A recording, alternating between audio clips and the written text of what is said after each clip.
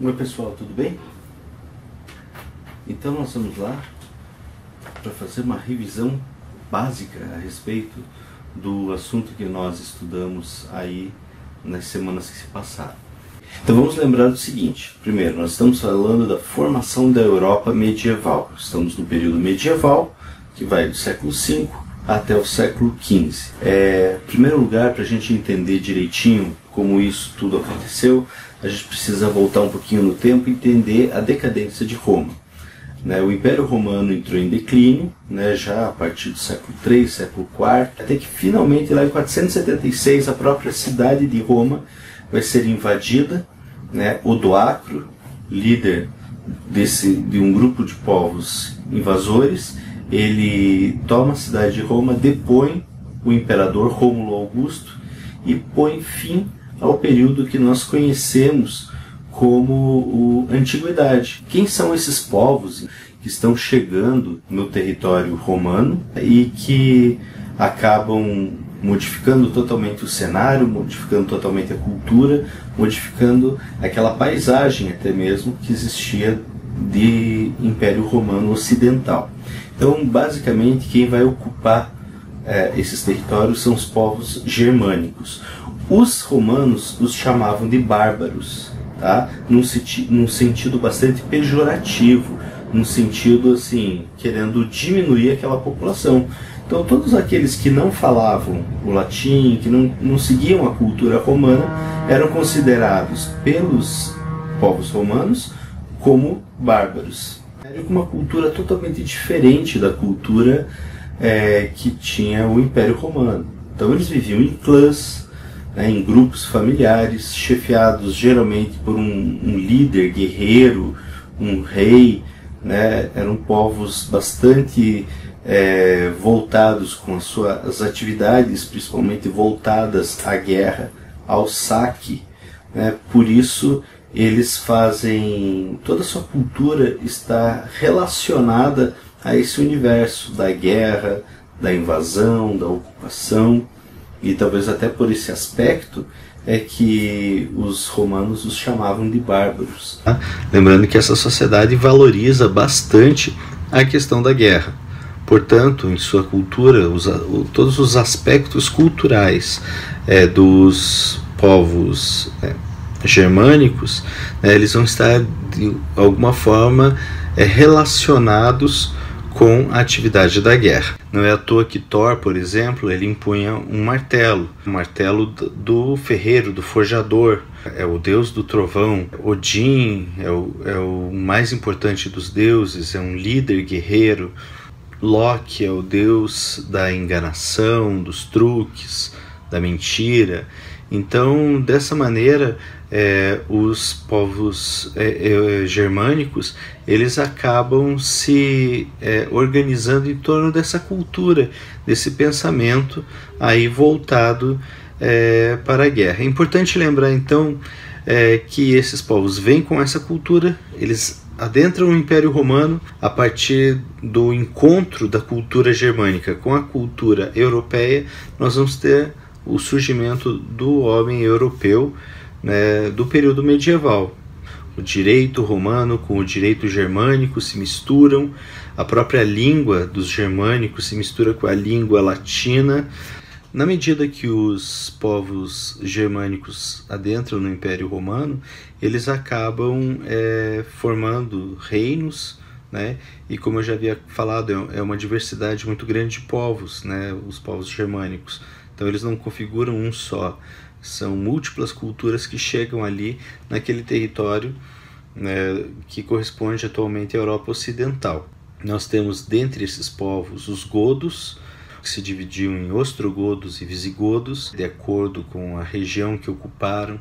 Nós temos também os suevos, vândalos, alamanos, burgúndios, anglo-saxões e o povo talvez mais importante aí desse período, que são os francos. Os francos formaram o reino mais duradouro e o reino que maior influência exerceu em toda a região. Enquanto os outros reinos foram muito efêmeros, muito passageiros, o reino dos francos ele conseguiu manter uma estabilidade durante muitas décadas ali na Europa. O reino dos francos nós podemos dividir o seu início em dois períodos, duas dinastias, a dinastia merovíngia e a dinastia carolíngia. Lembrando que o que é uma dinastia? Quando uma mesma linhagem de reis está no poder, está ocupando o trono, ok? A primeira dinastia, então, é a dinastia dos merovingios, né? Leva esse nome graças a um rei lendário chamado Meroveu. O primeiro rei que aparece com uma característica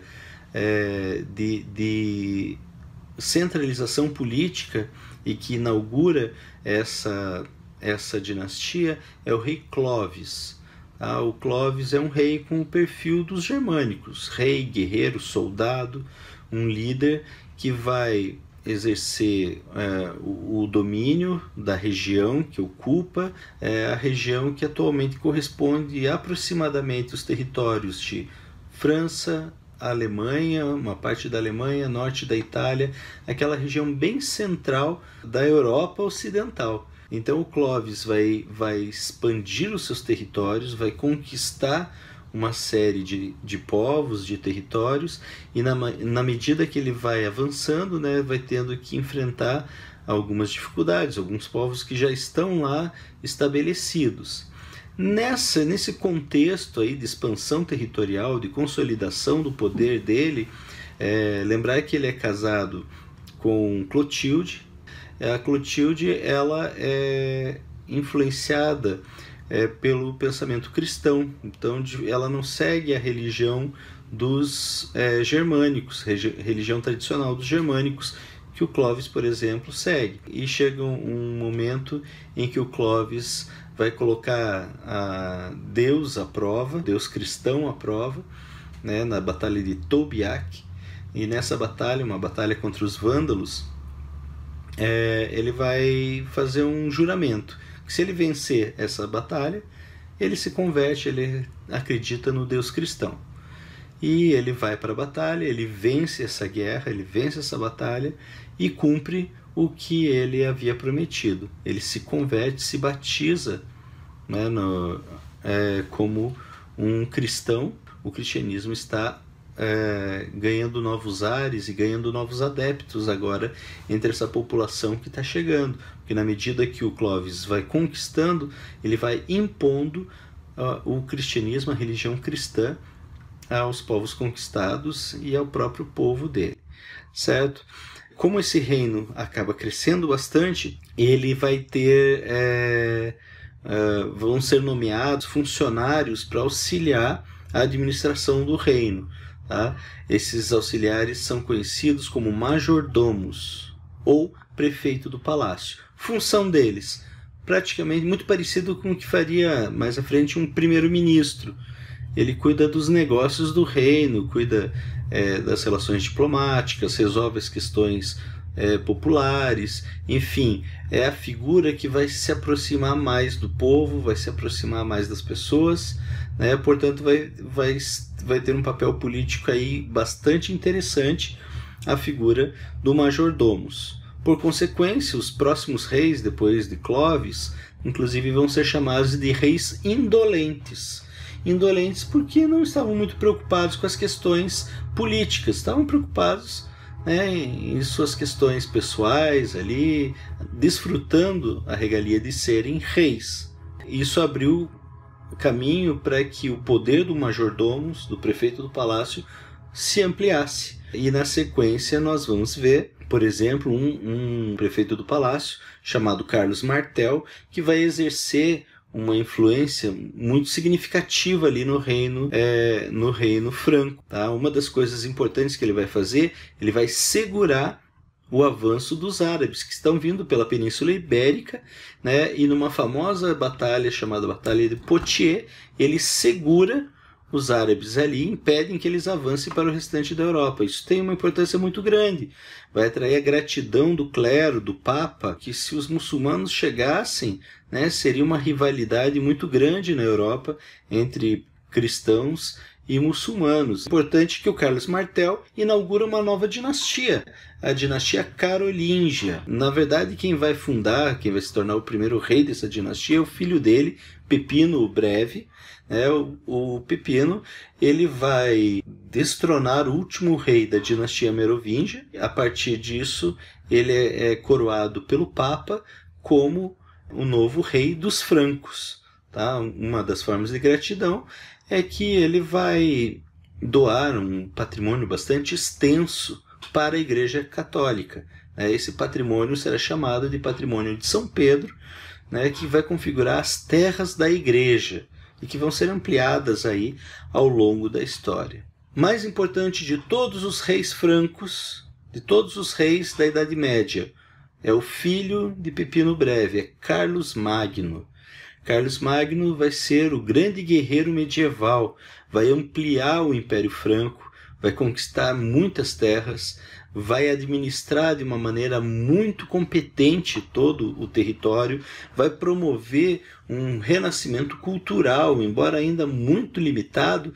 Nós vamos ter o chamado Renascimento Carolíngio, vai ser durante o governo de Carlos Magno.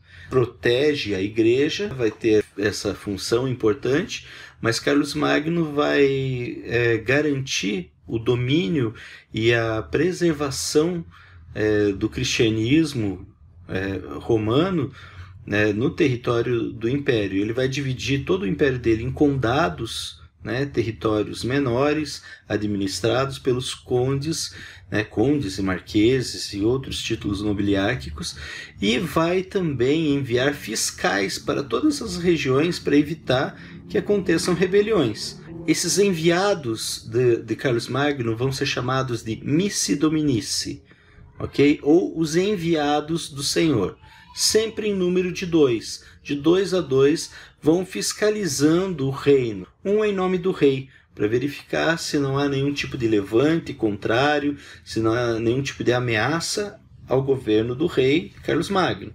Outro vai em nome da igreja, fiscalizando para verificar se não existem ideias que destoem daquilo que o Papa está ordenando no período do Reino Franco, na figura do Carlos Magno, e a manutenção do cristianismo como religião oficial nesse território. Isso é obra do Carlos Magno. A igreja vai saber recompensar muito bem ele.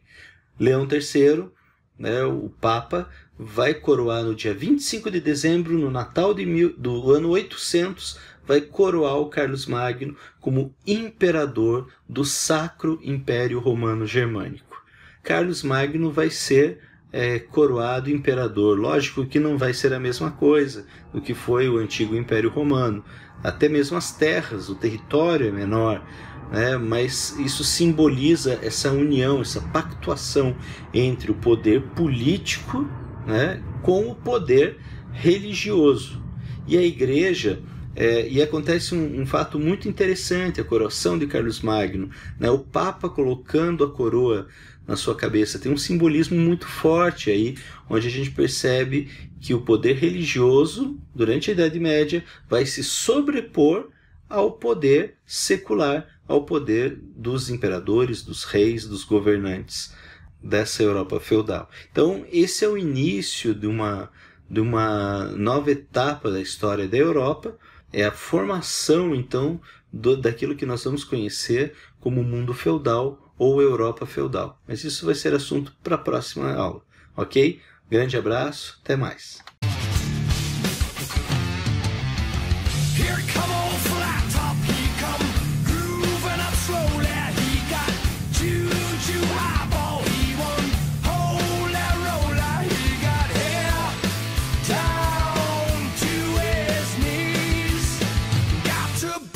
Joker!